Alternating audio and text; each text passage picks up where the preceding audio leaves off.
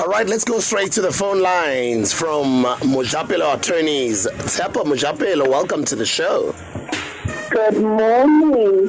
Good morning, Big Breakfast. How are you guys? Hi, Tshepo. Fantastic. Morning, Nathi. Morning, Lelo. Morning.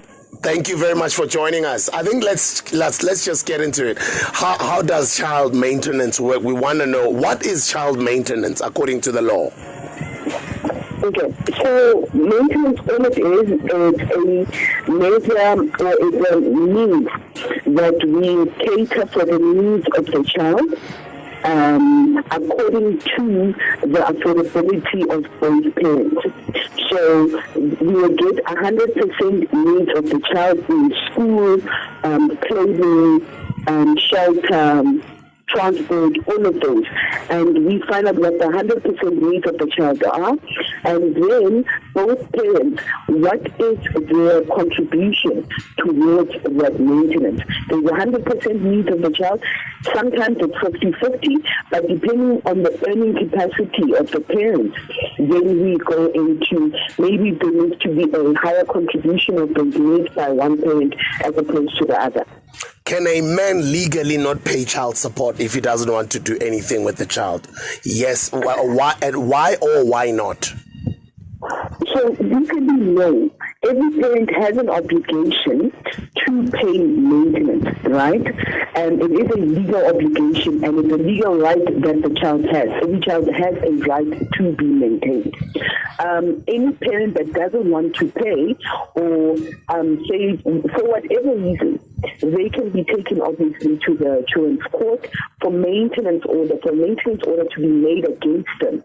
Any parent that also wants to enforce their rights, whatever they are, against the child or in favor of the child, can also do that legally when you approach a maintenance court.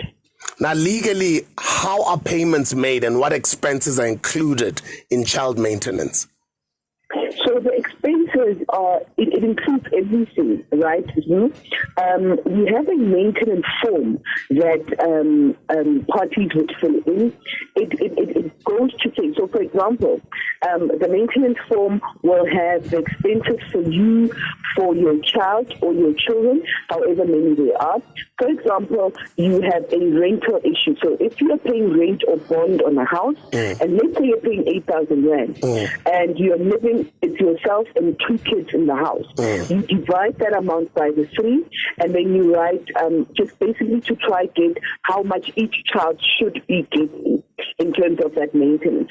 So you'll divide that amount by 3, and then you go into your DSTV bill, water, lights, all of that. You will divide that also into 3 to try get the amount per child that would be due, or the amount per child that they need for maintenance to keep the house going.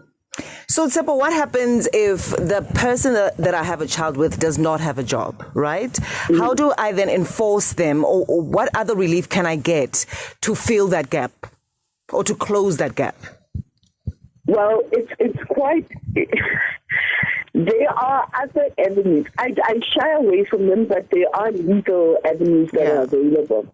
You'd find that some men actually even lose or they terminate their employment because they don't want to pay their child maintenance.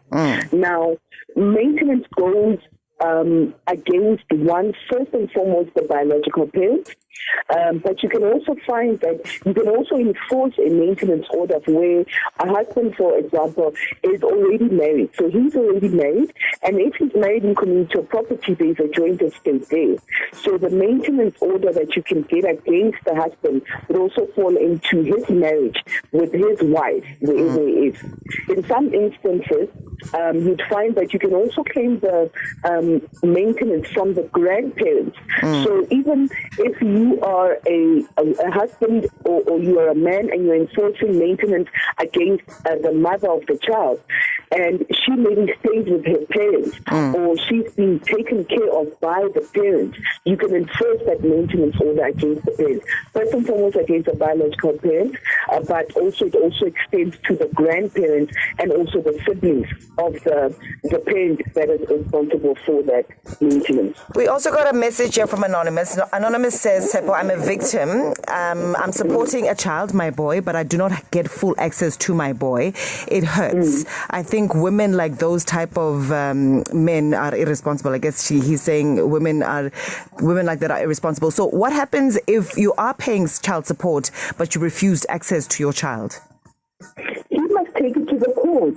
You really must take it to the courts. The courts have been very strict, and they're really clamping down on women or parents that refuse access to the children, where there is a court order involved. And I say that specifically because where there is a court order that this child or this parent should give access to this other parent, either during the day, during the weekends, for holidays, whatever it is, when you, as a parent, against whose order that order has been made in court, if